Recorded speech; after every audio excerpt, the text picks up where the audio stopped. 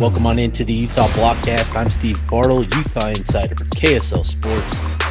Joined tonight by the fellas Josh Bennett, Tyson Mall. Fellas, we enjoyed the bye week. Well, I guess I shouldn't say. I don't know if we enjoyed it. I assume that we have, but fellas, we just experienced the first bye week of the season. How was the bye week for you guys? Very much needed. And that, the team obviously needed it, but I needed a weekend off. Yeah, football season rolls around and I've become kind of a stranger in my household and kind of just hunker down, watch way too much. So it's good to be a family guy for the weekend. Friday, did the pumpkin patch. Kids went down, watched that BYU West Virginia game. Saturday, let the wife sleep in, took the kids for a bit, and then watched that Cincy Iowa State game, and then did family stuff in errands and Costco, things like that, and then caught some of the later games, and then Sunday laid low, did a fall drive, took some pictures of the kids at the fall colors. But nice. Yeah. Watched my Dolphins blow a 17-0 lead today. So that's just the best. The best feeling. Could have lost 40-6. That's pretty tough. That's pretty tough. At least you had a lead.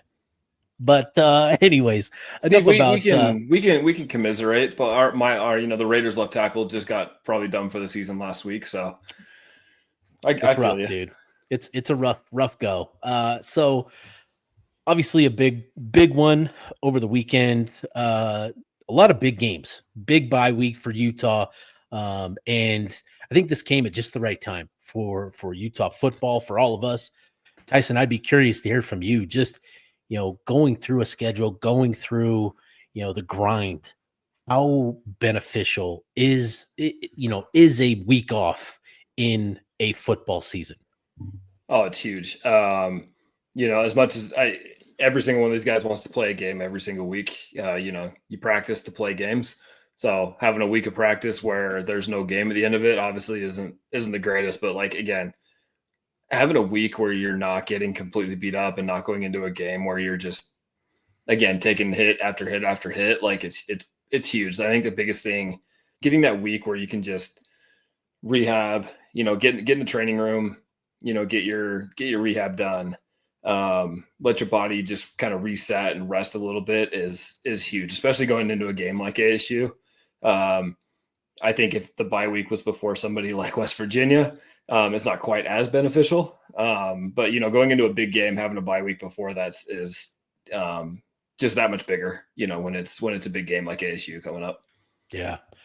Bennett, for you, I'd be curious, just with ASU coming up, and obviously both teams are coming off a bye week, but what do you look for, with the team coming off of a bye week? What do you hope to see, whether it be improved execution or change in, certain schemes and certain what do you hope to see from Utah moving forward? Yeah, obviously, the rest and recovery is I'd say first and foremost, but they had some time to kind of do their own thing. Love it if they did some player-led stuff, maybe threw the ball around, hung out, enjoyed each other, built some team chemistry, things like that. Dampier had a birthday on Saturday, so just enjoy yourself, have some fun, and but still stay focused.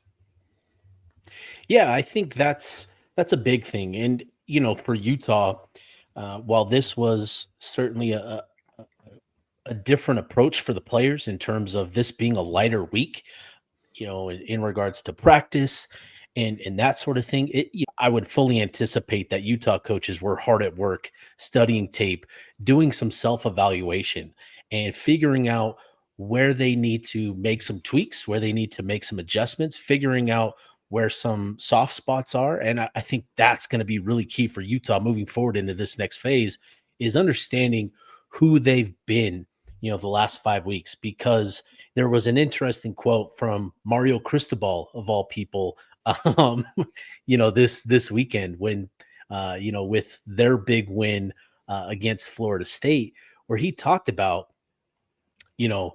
at this stage, at this level, if you've got flaws, teams are good enough that they can exploit them, and you're not good enough to not be exploited by these teams at this level, essentially. And I totally butchered the quote, but it's essentially that. Like, if you don't identify your flaws and what your issues are, and you don't correct them, that's going to manifest itself, in the sense that teams will exploit you and find your areas of weakness. So I'd be curious, as we look back at Utah over the last 5 weeks, where do we feel those areas of weakness are? Tackling. Tackling's a big one. That's a big one. Yeah, I think pushing the ball down the field, I think it got addressed a bit against West Virginia. But again, one game's not a pattern. You're going to need multiple games of that to show that you're willing to do that and you can do that. So, I think that's something that teams are going to look at, especially ASU is going to look at and try and force Utah to do that. And I think Utah knows that too. I would hope they do. Yeah. But, like Steve, like you said, like if other teams see the weaknesses, your own coaching staff better see those too. Right. Yep. Absolutely. Yeah. And to your point, Bennett, Utah's, they've been credited with 74 missed tackles so far, which is a pretty significant number through 5 games. That's a lot more. That's about 15 per game. And, it's not perfect. It's not a perfect representation of, what's going on, but PFF has them as the 3rd lowest tackling grade in the Big 12. So that's obviously not where you want to be. And they're doing a lot of good things on defense. The pass rush, they have one of the highest pressure rates. They've been solid in coverage. It hasn't been pretty, but they've limited teams in coverage in terms of the efficiency and completion rates. So, there's good things, but certainly on the defensive side of the ball, Utah needs to address that tackling issue. And I wonder how much of that will be. I wonder how much the rest will benefit them, right? Just kind of the week in, week out grind, what sort of toll that's taken on their body and that sort of stuff. But I'd be curious, like, how much rest will benefit this group moving forward in that sense, in terms of being able to play with the physicality that they need to moving forward. Because, Arizona State, BYU coming up, those are going to be some pretty physical tests.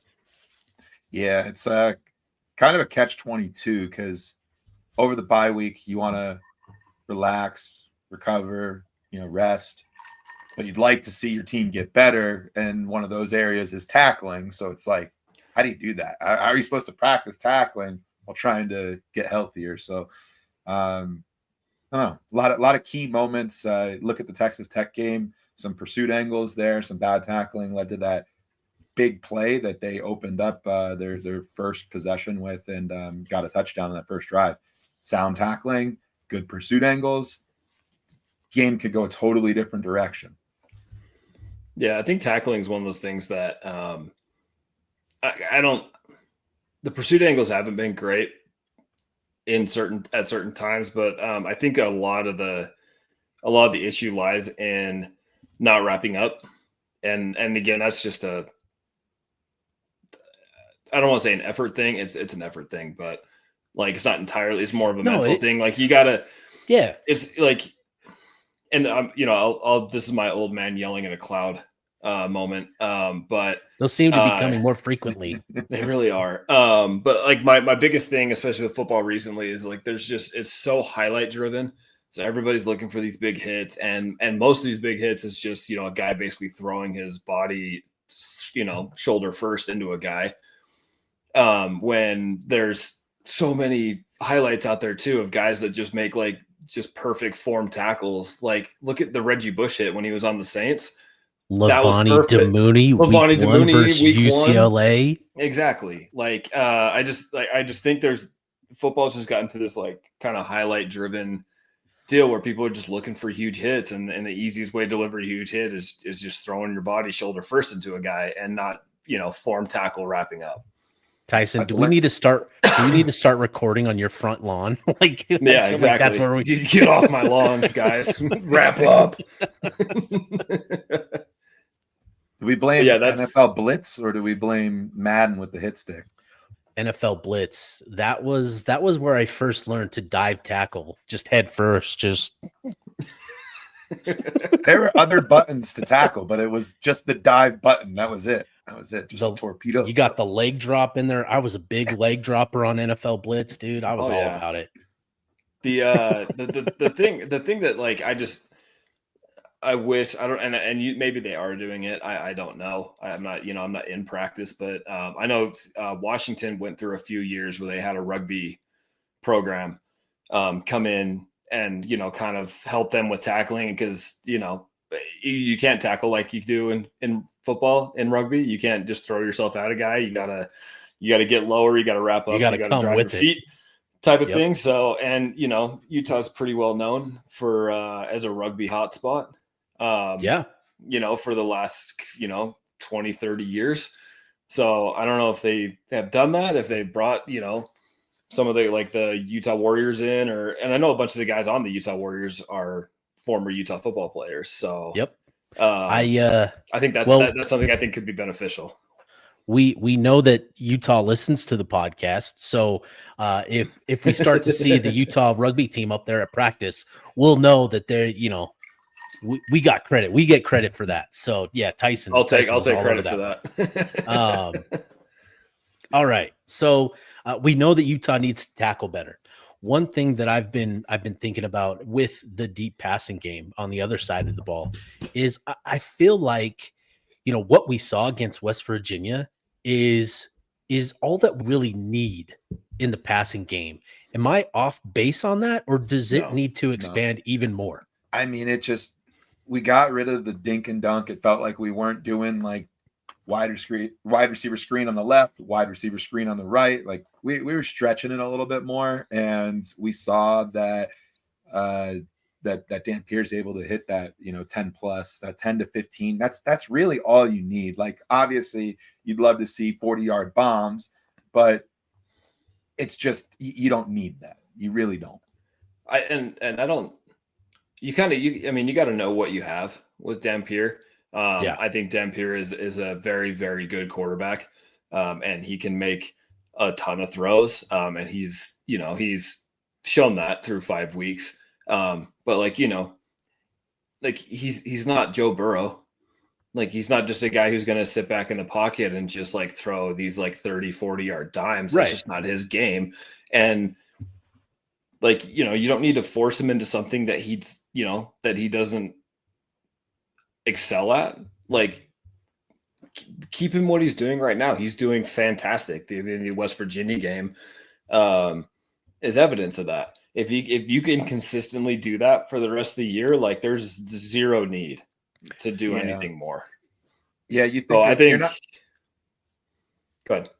I was going to say you're not going to find yourself in that 3rd and 20 situations very often, but 3rd and 10, like you got to feel like there's something there. So that's where that 10 to 15 yards, that's going to be the most common 3rd down you're going to face. That's in a longer yardage situation. So you want to feel like the Utah offense is able to move the chains on a 3rd and longer than 4, right? Yeah. 3rd and 5, not too stressed, but 3rd and 10 prior to last week, a little concerning.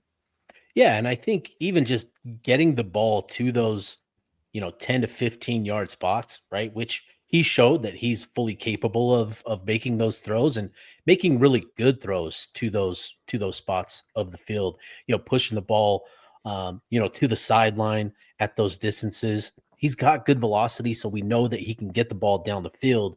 And I think seeing the difference that made with the West Virginia defense compared to Texas Tech, where it was just a lot of the dink and dunk, and you saw the Texas Tech defense just continually sort of, inch a little bit closer, right? The safety's moving up just a little bit, leaning forward a little bit more each and every, as the game wore on, whereas West Virginia had to respect that 10 to 15 yard spot.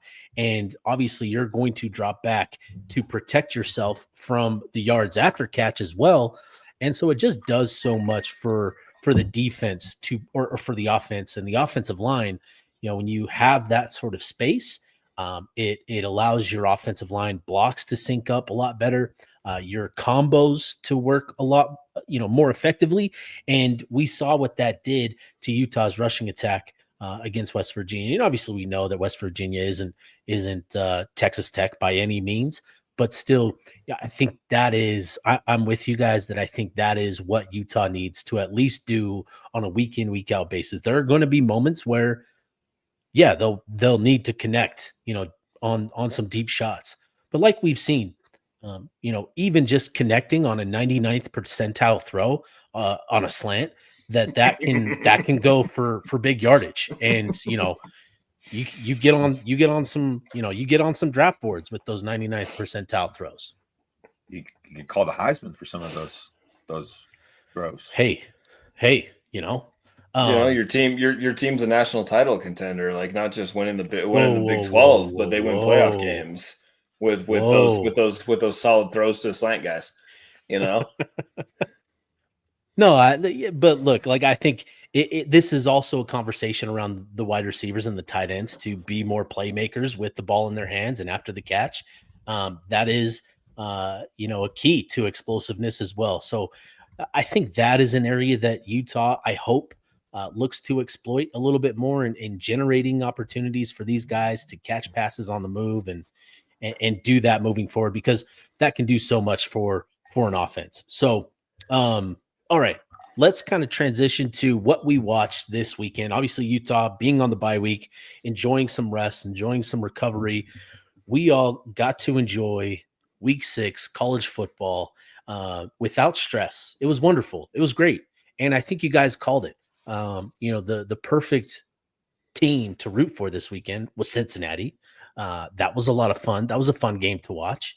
Baylor, Kansas State, that was a fun game to watch. And Texas Tech and Houston, that was another fun one, at least for a few minutes. Maybe not a fun one, but as we watched the action this weekend, obviously we need to talk UCLA Penn State and what that says. But just watching football this weekend, what did you guys learn? What did you guys take away from the action this weekend? James Franklin's seat is red hot. I know I'm jumping outside of the pack of the Big 12 and everything, but that's James Franklin's seat is red hot. If you can't beat Michigan and Ohio State, but you're still you're still the next team, I think Penn State boosters and administration can handle that. But you start losing to a team that hasn't led for a single second all season. That's tough, dude. You start to make decisions. He's done enough to survive this season, right? It's going to depend where they go from here. They haven't beat a P4 team this year. That's his second top 10 win since he's taken over. I want to say. So he doesn't have second top 10 loss, you mean? Are you talking James Franklin? Hold on. No. Okay, sorry. Yes. Okay, sorry. I came out totally wrong. Okay. Yeah. So no. Okay. Wait, what? Skipper, the UCLA coach. Yeah. I saw somebody said that he has as many top 10 wins as James Franklin. My apologies. And then somebody corrected and said, no, James Franklin has 2. And then I'm sitting there in my head. I was like, that's not good still. Okay. That's still not good. Thank you for straightening me out. Yeah. It's not good. Not good. No, I won big games. I think that emphasizes your point even more that, Tim Skipper, interim head coach, has half as many top 10 wins as you at Penn State, where you've been the last decade. Not great. Yeah, I think, in that game, so fascinating to watch that game, to watch UCLA get out in front, jump on them, right? They were up, 24-7, in the first half. It was really impressive. And I think just a good reminder that, there's talent on that roster. It's been a mess with everything going on around the program, but there's talent there. And yeah, UCLA may not be very good the rest of the way, but you saw this weekend, Jerry Neuheisel with him calling plays, dude, he's got a bag. Dude, he's got a bag. And he's gonna, I think there's a newfound belief and energy in that UCLA Bruin program. I'm interested to see what they do the rest of the season. Yeah. It wasn't one of those games where it's not like, Penn State just like kept turning it over at like really No. bad times. Like UCLA just marched down the field almost every time they had the ball. Yeah. It It was was just, really it was impressive. nuts. Yeah. I personally, like, I feel a little bit vindicated at like I still look sideways at anybody who says Tennessee's better off with Joey Aguilar than Nico. Nico's still better than Aguilar. Tennessee just has a better football team. Like they can kind of shield the quarterback a little bit, but Nico's still 100% a better quarterback than Joey Aguilar. Ooh, that's a take. I'm telling you, dude, watch the Ooh, that's games. a take. Ooh. Like the one Tennessee game I watched, like Aguilar was not good. I think he just got Yeah. bailed out by his wide receivers constantly. Yeah, that's a good point. But yeah, we'll learn a lot about Nico moving forward. He was everything to that was win, good. especially in the second half. He put that team on his back and willed them to victory. So, again, like I said, excited to see what they do the rest of the season. I wouldn't be surprised to see them get a couple more wins, but I think the big thing we've learned is they won't be the worst P4 team in the country this season, not at least by resume. No other team, I think, is going to have a top 10 win like UCLA will. So that's interesting. But Bennett, I'd be curious, watching some of these Big 12 games, what was kind of your takeaways from the action this weekend in the Big 12? Yeah, I'd say, we've already kind of touched on it, but Cincy seems somewhat real. To get that win against Iowa State was a great win for them. A good result for Utah. Utah doesn't play Iowa State this year, so no opportunity to get that head-to-head tiebreaker. Iowa State has a bit of a favorable schedule down the stretch. They miss Tech, don't have a super messy slate ahead of them. So impressed by Cincy to get that. They pretty much controlled the whole game. They tried to give it up toward the end, but they did get the W. Houston losing to Cincy. Houston losing to Tech was another good one for the same reason. Utah doesn't play Houston, so just another one. It also kind of staying on the topic of vindication. Just seeing Texas Tech like absolutely pummel Houston the way they did made me feel a little bit better about the result when they came to Rice-Eccles. Albeit that game was over from the time it started, more or less, whereas Utah got to go 3.5 quarters. Yeah. It was 25-3, I think, midway through the second quarter. And you just felt like, okay, Texas Tech, we're up, we're good. Defense was playing great, really impressive win. So I think you can come away, if you're a Utah fan, feeling better about that performance. Obviously, it doesn't excuse the offensive performance in what we saw there, but in terms of just hanging around with Texas Tech, you can feel better about those 3.5 quarters. Yeah, no, absolutely. I got more excited about Utah getting another shot at Tech. I think Tech again continued to show that defense is stupidly good, and that their offense is middling at best. Yep, very much, especially with Morton at quarterback. Like again, you watch him and just like if you watch him again, even against Houston and before he went out against Utah, and compare that to Will Hammond against Utah, it's night and day. Like I think Morton's probably the leader of the team and all that, but I mean, it's not. I think the offense is better with Hammond. Yeah, it's an interesting conversation with Morton because he's got the numbers. Obviously, he has the respect of the coaching staff. He's talked about as that leader, and I think that says a lot about Morton. But there's just something about watching him where it feels like he's kind of the one holding it back, right? It feels like there's another gear with this Texas Tech offense, and it just feels like Morton is the weak link. Yeah. Like we saw with Will Hammond, like that additional threat of the QB run, as much as I hate to like bring that game back into the forefront of the conversation, like we need to bury that thing. But no, like I think it's interesting with Morton. He's doing a great job. He's doing what he needs to, but certainly, you just watch him and you feel like there's just something missing there.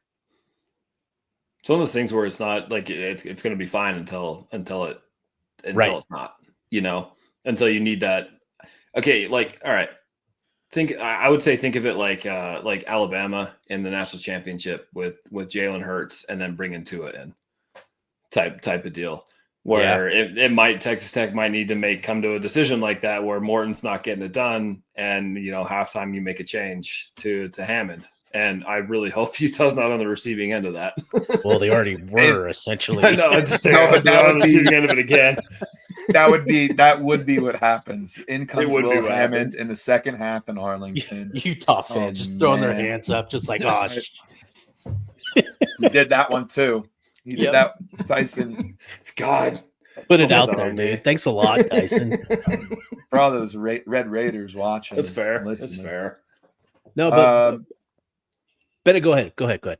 Yeah. I was gonna shift gears into other Big 12 games. So if we're still talking, I wanted to bring up Brennan Cincinnati and Brennan Sorsby. I remember watching him, from last year, going back and watching film on him, was really impressed with, a lot of the plays that he made, some of the throws that he made, but also kind of understood that he had to force the issue last year a lot because Cincinnati just didn't have a lot around him. But felt like, it's almost the exact opposite of Bayron Morton, where it feels like he is the guy, right? Kind of like watching, Devin Dampier last year for New Mexico, where it's like he is the sole reason New Mexico had any sort of shot at a win last year. He did everything. And I kind of felt that same way watching Sorsby.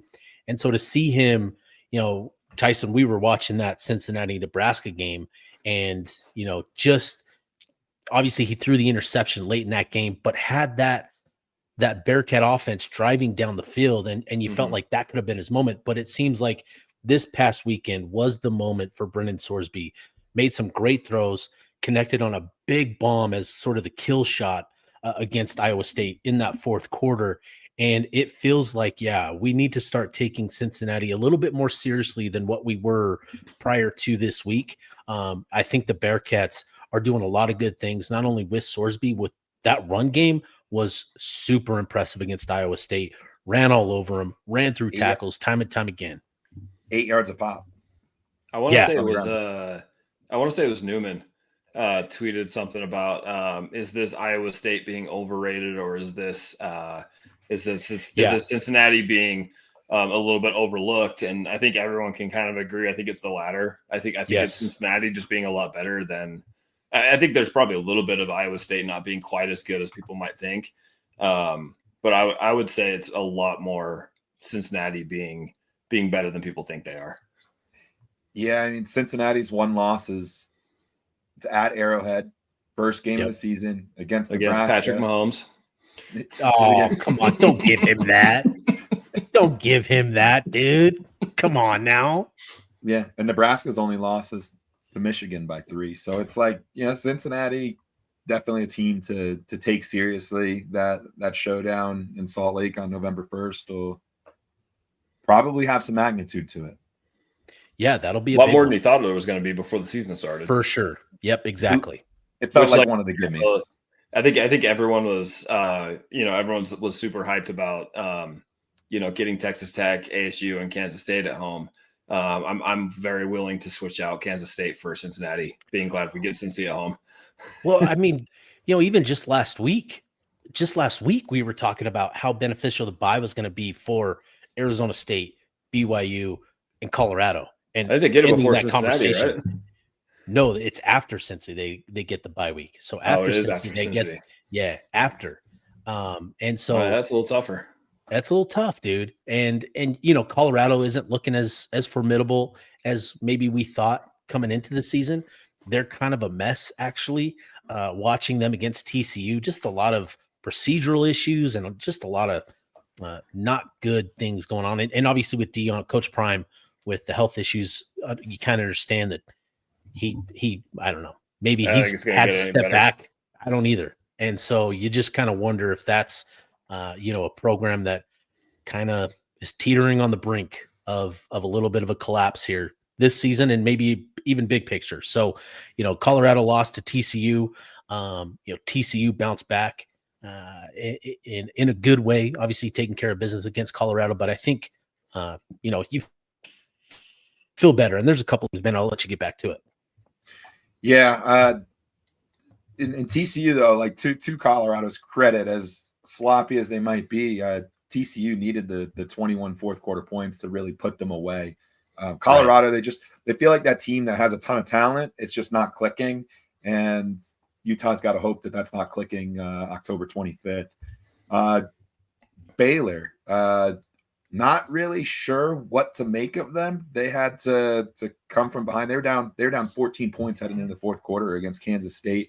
They got a pick six. They were down 14 points with 8 minutes to go. Yeah. And they got a pick six, and Sawyer was able to get them down the field, but it's Baylor's in the mix of things, but continues to kind of look sus. I don't know. It's just one of those things where, like, if you don't have a good defense, you're not gonna go very far. And Baylor does not have a good defense. They made Avery Johnson look like a quarterback. It's tough to do this year. Yeah. Just when you think Avery Johnson is about to turn a corner as a quarterback, right? K-State's up 14. They're driving, or maybe they were up 7. I think Baylor scored actually. They're driving down the field. I think they got to midfield, and instead of turning the corner, he turns it over and allows it to go back for 50 yards for 6. And you're just like, well, there's the Avery Johnson we know all too well. And, it's tough. But I think what we've learned with Baylor and why it's kind of hard to trust them, obviously they're a threat with Sawyer Robinson, Michael Trigg, and that passing attack. They're dangerous. But what we learned this week with K-State and what we learned, was it last week or a couple weeks ago? I can't remember. But Arizona State, the formula to beat Baylor is run the ball and don't turn it over. And what does Utah do? They run the ball and they don't turn it over. So that's kind of the thing there, right? Is and we saw what happens when you don't turn it over with Arizona State, and we saw what happens when you do turn it over with Kansas State. So I think that was another kind of revealing game for the Big 12. Yeah, and I thought there were obviously BYU lost Jack Kelly, and Isaiah Glasker also got banged up. They're 2 stud linebackers. Probably shouldn't call linebackers studs because that's actual terminology, but you get what I'm saying. But they gave up 24 points to a freshman-led offense, and is that defense as good as people are giving it credit? Where there's some moments there that we're talking about, finding those exploitable things. Like, do you see some stuff when you watch that game on Friday? Oh, Tyson went mid cough. Yeah. Sorry, I just got done coughing. You good? Yeah, I switched on to the game. Yeah, I'm good. I switched on to the game like probably end of the second quarter. I'm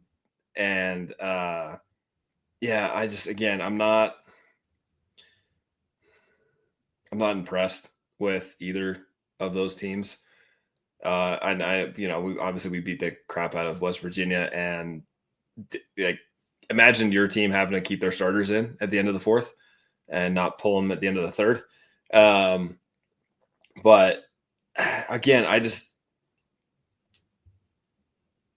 not impressed with really either side of BYU's team at this point. Sorry, I'm just like losing myself right now. It's late. No, you're fine. You're fine.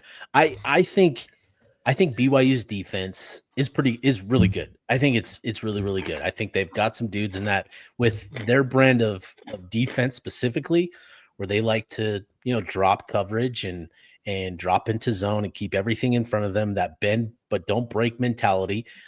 They force you to beat them by 1,000 cuts, right? It's just kind of methodically, marching down the field sort of a thing. And we saw West Virginia do that. We saw them, connect on, be a little bit opportunistic, right? Khalil Wilkins was a freshman quarterback in his first start and, made some throws, but obviously looked like a freshman, but still was opportunistic. And so I think, there's something there, and used his legs a lot. He's probably super sore. I think he finished with like over 20 carries in the God. game. Yeah, He was dude. getting beat up. Yeah, he took some shots. I- He earned that one. Super interested to just see what they're gonna do, what they're gonna try to throw at Dampier, just because Dampier's much more decisive, much more shifty, much more creative. Wilkins wasn't as decisive in some of his runs, like kind of hesitated, then he'd hit it. And then as the game went on, like he did get more confident. But you hate to see anybody, go down to an injury. But Yeah. Jack Kelly is fast and he's very athletic, a really good tackler. And if they don't have him, as we saw in that game, they don't have something to replicate that. And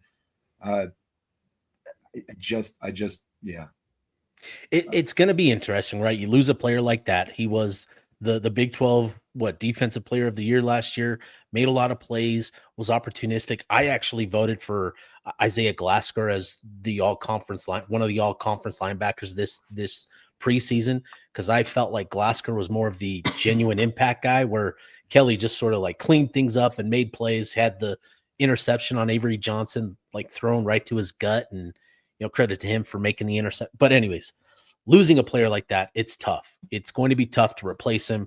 And sure, they've got depth in that linebacker room that they feel good about, but you can't replace somebody like Jack Kelly. So they'll make adjustments, and they've got other guys that'll step up. But I'm curious to see what sort of impact that makes, especially this weekend going on the road to Tucson against Arizona, who's playing really good football right now with Noah Fafita. I'm fascinated to see, Fafita isn't the runner, but he is mobile and he gets around. He can manipulate the pocket, get out into space, and capitalize on opportunities down the field. So I'm interested to see, what sort of adjustments BYU makes on defense, but also how Noah Fafita, looks to bounce back after kind of a sus, performance last year in Provo. Yeah. Like not to jump forward another week after that, sorry. but to the Utah BYU game. If you watch the BYU Colorado game, like Jack Kelly's entire job was just to stand there in the middle of the field, and whatever way Caden Salter decided to leave the pocket, he went straight downhill at him.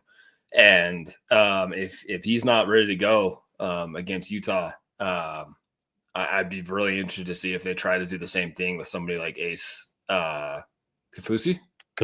Yep. I'd be really interested because that's I guarantee that's exactly what the plan would be against Dampier is to have a guy just Jack Kelly just stand there, and whatever way Dampier decides he wants to roll out or escape the pocket, going downhill at him. And I don't think anybody besides him on that defense can do it. Maybe Glasker could, but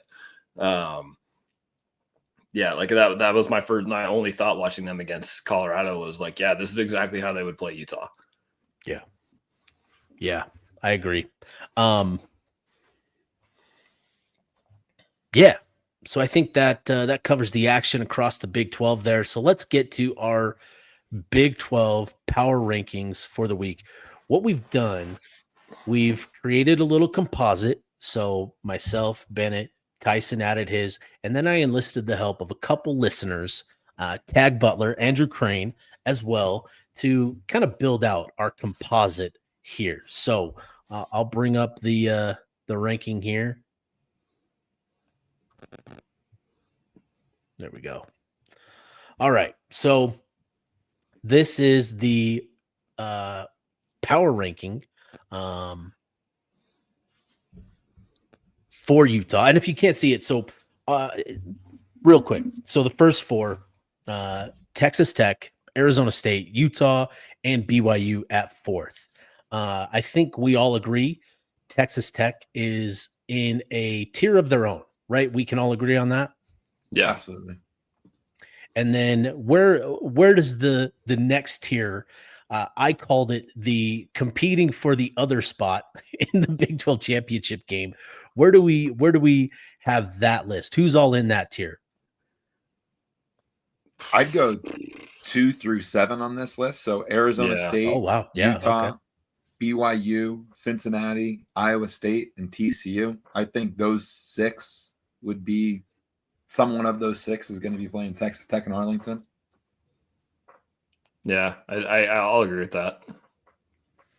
Yeah, Cincinnati at 5, I think is, man, that it's just really impressive what they've done so far. I think, again, Brendan Sorsby doing what he's done. Josh Hoover, had a bounce back performance. Rocco Beck, despite the taking the loss this week, still did a lot to keep Iowa State in that game. It'll be interesting to see what they do to address some of the injuries on that defensive side of the ball, particularly in that secondary. That's going to be the key for them moving forward. But, you've got 3 really good quarterbacks there at 5, 6, and 7. Obviously, Arizona State at 2, Utah 3, BYU at 4. You like the defense there. How do we feel about, the offenses among that group, Arizona State, Utah, and BYU?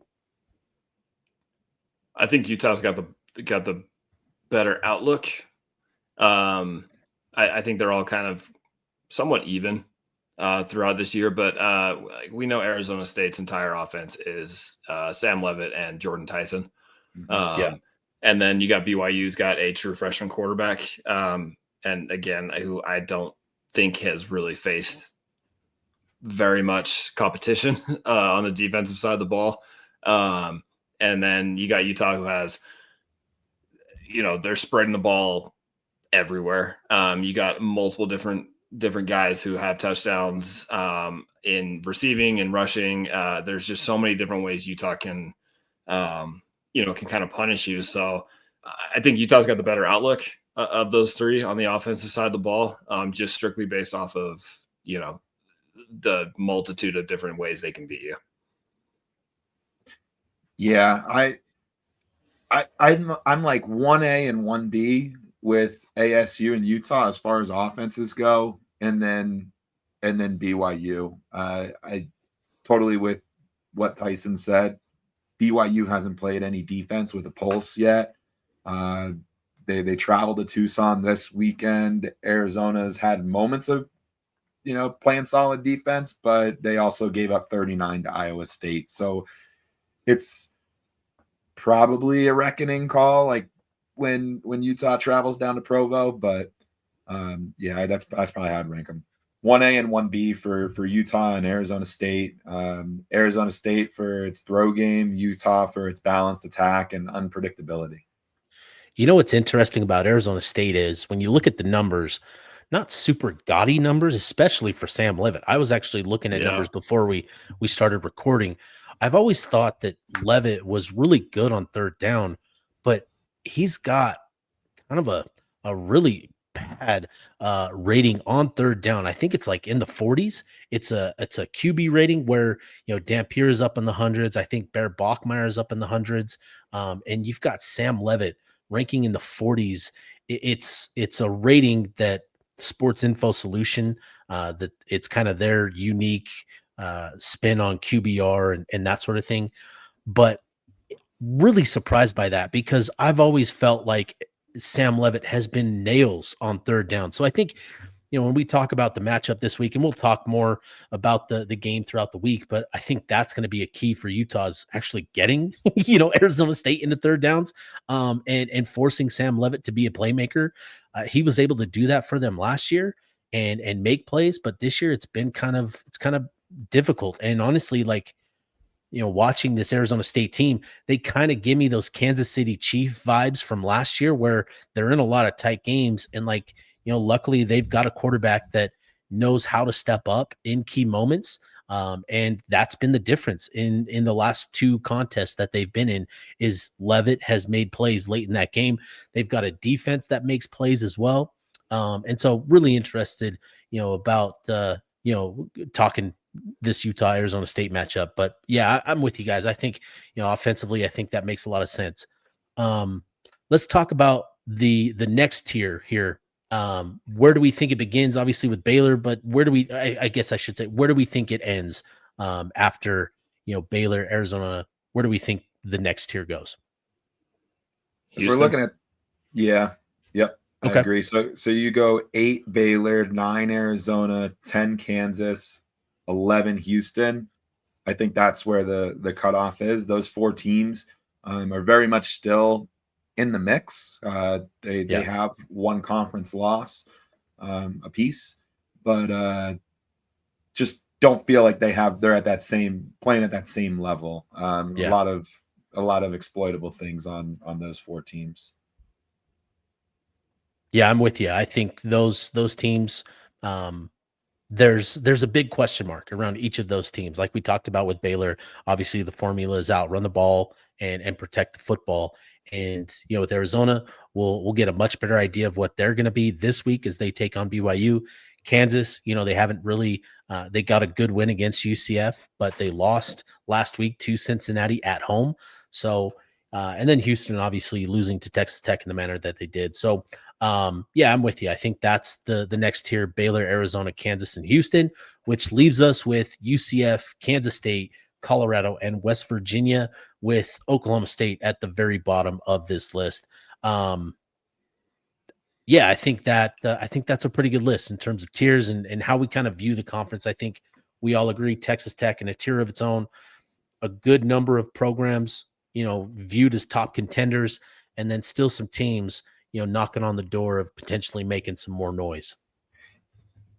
Yeah, it's when you go 1 through 11, like there's a lot of parity in the conference, which makes it a lot of fun, makes it absolute chaos. And then even that 12, 13, 14, that UCF, Kansas State, Colorado, like there's some juice to those teams. They could knock you off if you're not ready for it. But yeah, it's a crazy conference. That's one of the things I enjoyed about the Pac-12, that dog eat dog stuff. Yeah, for sure. All right, so with that out of the way, let's talk real quickly about the Utah-Arizona State matchup this weekend. Kind of our first look, a rough draft, if you will, of the game matchup and the conversation around it.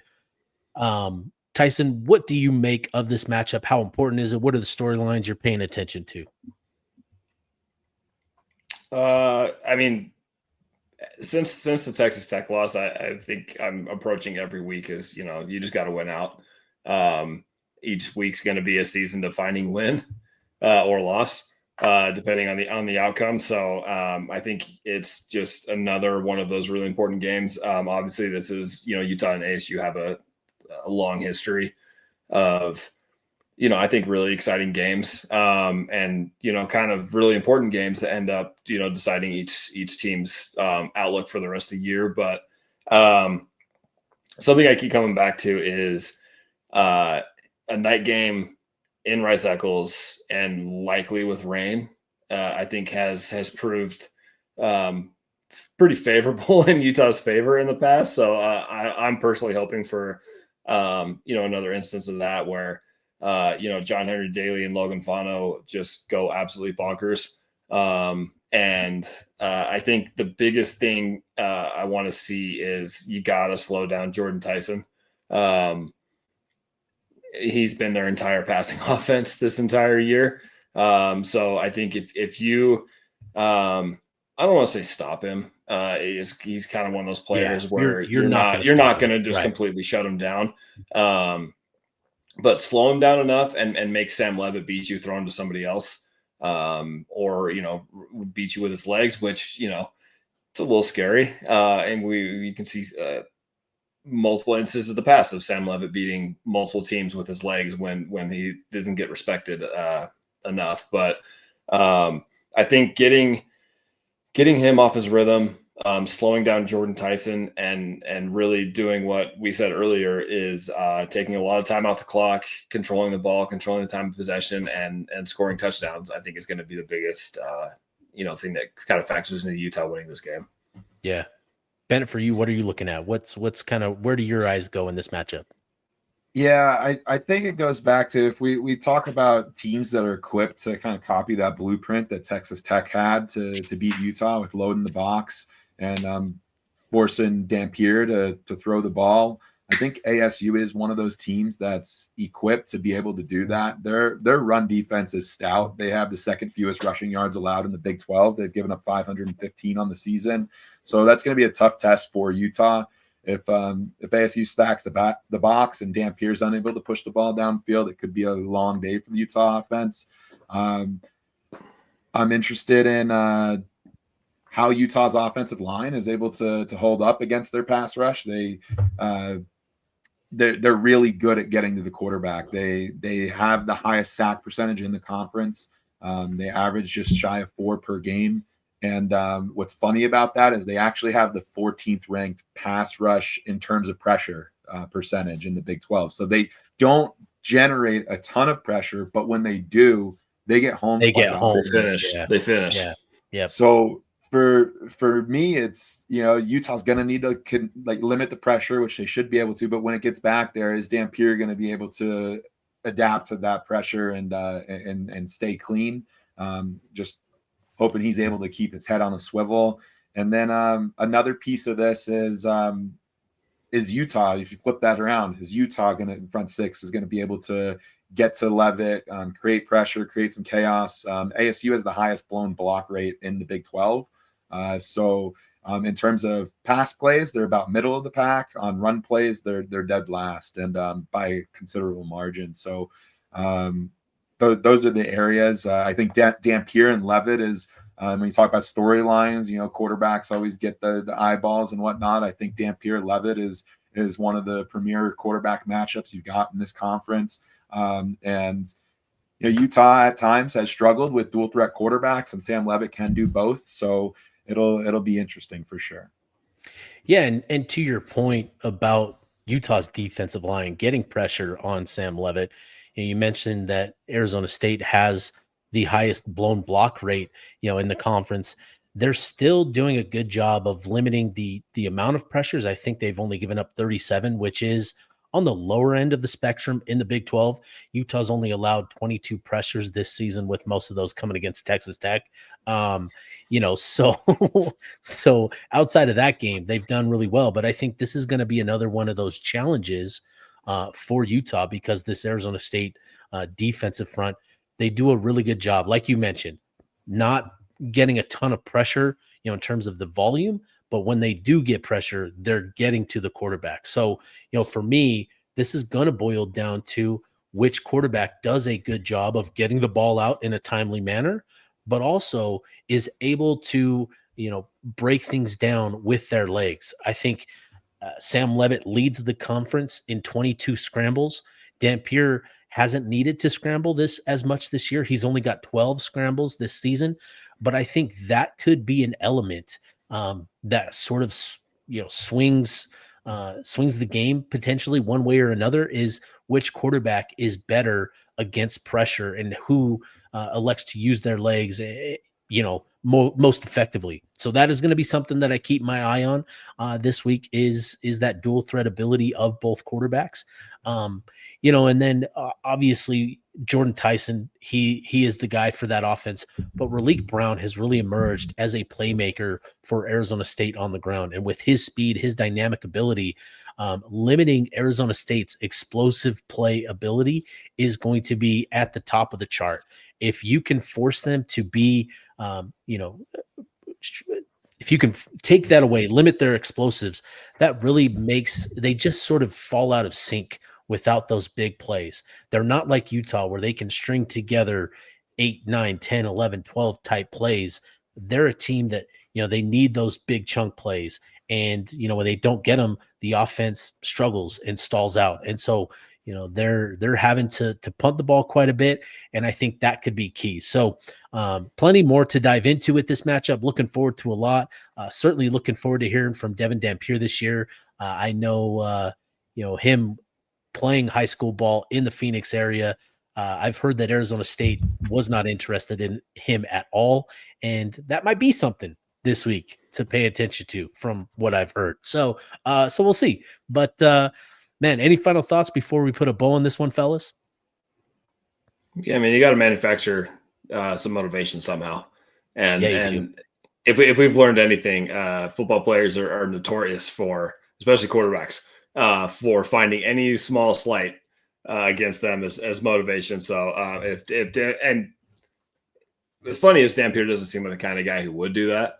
But like, if he does, like, I feel like it's just going to go like to a complete different level. So yeah, I think it's going to be it's a really important week for Utah going forward for the rest of the year. Yeah. It's No, season really. defining game every single week. Yeah. No, this one sort of sets the tone, right? This is a big game. So yeah. Bennett, what about you?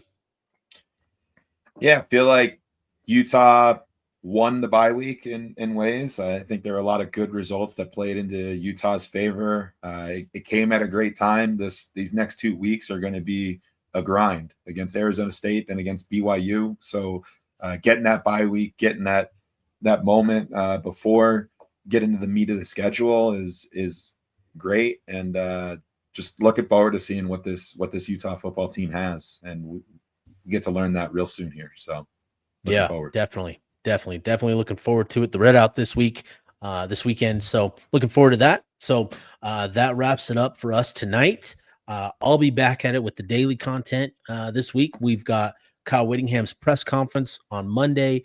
We'll hear from the players Monday and Tuesday, and get back into that rhythm. So looking forward to this weekend.